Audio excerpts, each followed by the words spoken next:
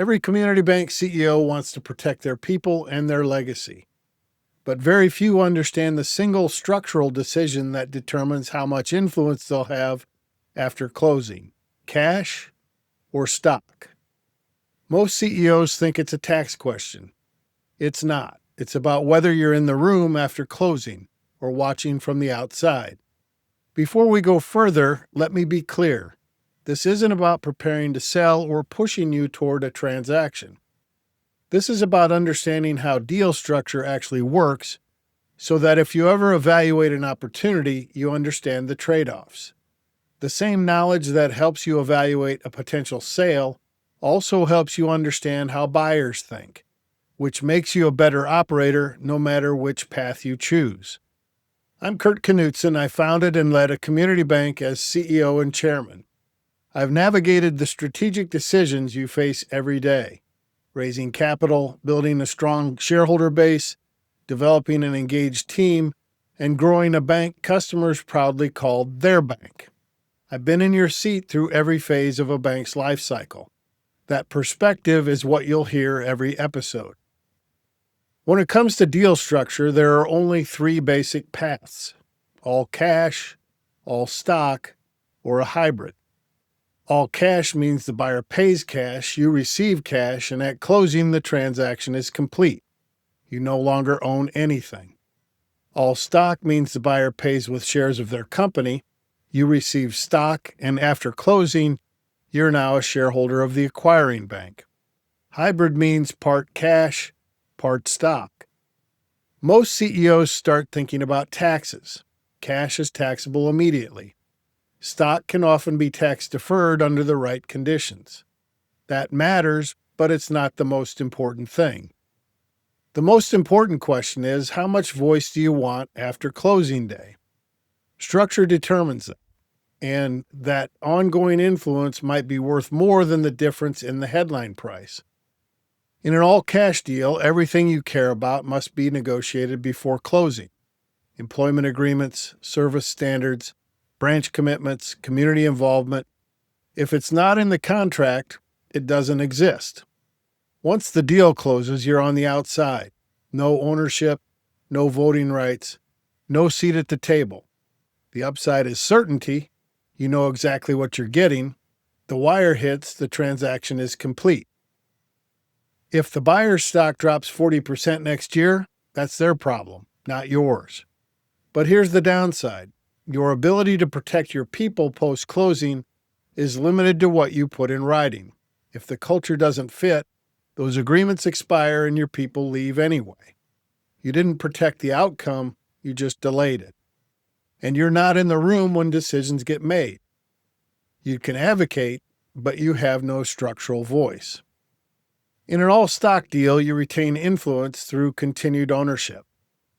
You're now a shareholder in the acquiring bank. You have voting rights, often board representation, and ongoing economic interest in how the combined institution performs. You're at the table, not in control, let's be clear about that, but present.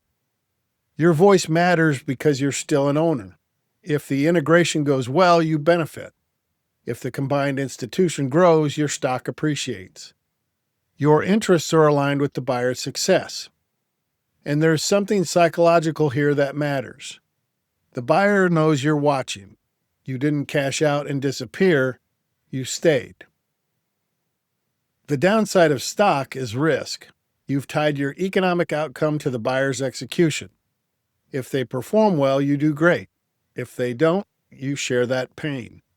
And stock isn't cash. You can't spend it. You often can't diversify it right away. You're concentrated in a single financial institution, which may be the very risk profile you were trying to reduce. So whether stock makes sense comes down to one question: how much do you trust this buyer? Here's what that means in practice. The buyer offering the highest all-cash price might be the worst possible choice for protecting what you've built. The buyer offering stock with less cash up front, more risk, and more upside might be the best choice. Why? Because culture alignment plus ongoing influence often protects legacy better than any contract ever could. I've seen this play out both ways. A CEO takes the highest cash offer from a buyer whose operating philosophy is completely different. Employment agreements protect people for 18 months. Then the agreements expire. The culture clash becomes undeniable, and the best people leave. Compare that to a CEO who takes a cash and stock deal with a culturally aligned buyer. The consideration might look slightly lower on paper, but 3 years later, the team is intact, customers are happy, and the stock has appreciated because the integration actually worked. Which CEO protected their legacy better? Now let's add fiduciary responsibility back into this. Your obligation is to maximize shareholder value. But value isn't just the number in the press release.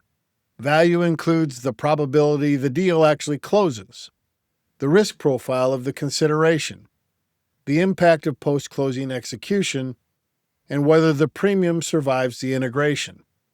A stock deal with the right buyer may actually be the fiduciary responsible choice because it maximizes ultimate value, not just headline value. Here's the simple framework to remember. All cash, maximum certainty, minimum voice.